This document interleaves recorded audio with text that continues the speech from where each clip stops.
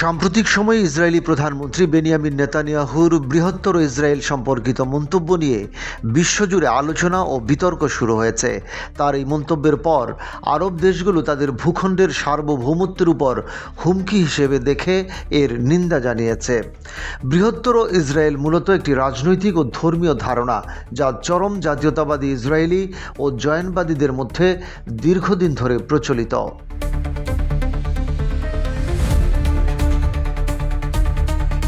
বৃহত্তর ইসরায়েল ধারণাটি বিভিন্নভাবে ব্যাখ্যা করা হয়। প্রধানত এর মাধ্যমে ফিলিস্তিন, লেবানন ও জর্ডানকে অন্তর্ভুক্ত করে ইসরায়েলের ভূখণ্ড সম্প্রসারণের একটি ভীষণ বোঝানো হয়। এর সঙ্গে সিরিয়া, ইরাক, মিশর ও সৌদি আরবের কিছু অংশও যুক্ত করার কথা বলা হয়।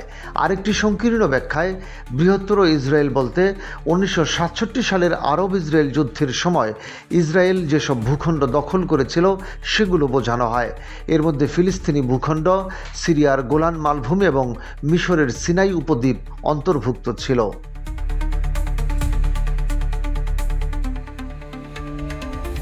রাজনৈতিক জায়নবাদের জনক থিওডর হার্জলকে বৃহত্তর ইসরায়েল ধারণার প্রবর্তক হিসেবে বিবেচনা করা হয়। তিনি তার ডায়েরিতে লিখেছিলেন যে ইহুদি রাষ্ট্র নীলনদ থেকে ইউফ্রেটিস মানে ফোরাত নদী পর্যন্ত বিস্তৃত হওয়া উচিত।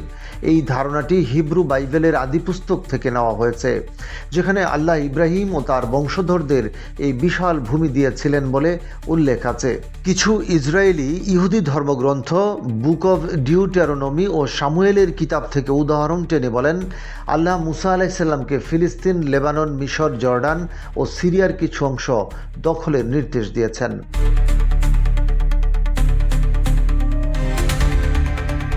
আবার অনেকে রাজা শৌল ও দাউদের আমলে দখল করা ভূখণ্ডের বর্ণনা থেকে এ ধারণার বৈধতা খুঁজে পান। তাদের কাছে এটি শুধু একটি রাজনৈতিক ধারণা নয়, বরং এটি একটি ঐশ্বরিক আদেশ পালন ও নিজেদের অধিকারভুক্ত ভূমি পুনরুদ্ধারের প্রচেষ্টা। 1948 সালে ইসরায়েল রাষ্ট্র প্রতিষ্ঠার পর থেকে এর সীমান্ত সবসময় অস্থির ছিল। 1967 সালের আরব ইসরায়েল যুদ্ধের পর বৃহত্তর ইসরায়েল ধারণাটি নতুন করে গুরুত্ব পায়।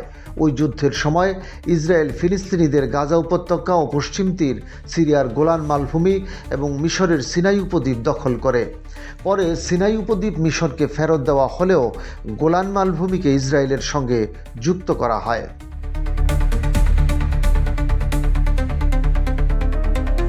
1967 সালের পর মুভমেন্ট ফর গ্রেটার ইসরায়েল নামে একটি রাজনৈতিক দল গঠিত হয়, যা দখলকৃত ভূখণ্ডগুলো রক্ষা ও সেখানে ইহুদি বসতি স্থাপনের পক্ষে কাজ করত। 1922 সালে বেনিয়ামিন নেতানিয়াহুর নেতৃত্বাধীন বর্তমান সরকার ক্ষমতায় আসার পর থেকে বৃহত্তর ইসরায়েল ধারণাটির কথা আরও বেশি শোনা যাচ্ছে।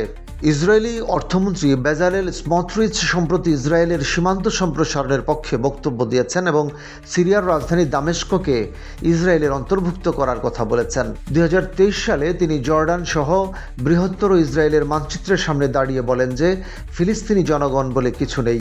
নেতানিয়াহুর সাম্প্রতিক মন্তব্যের পর অনেকেই গাজায় চলমান যুদ্ধ ও ইরানের সঙ্গে সম্ভাব্য সংঘাতের প্রেক্ষাপটে এই ধারণাকে আরও প্রাসঙ্গিক মনে করছেন।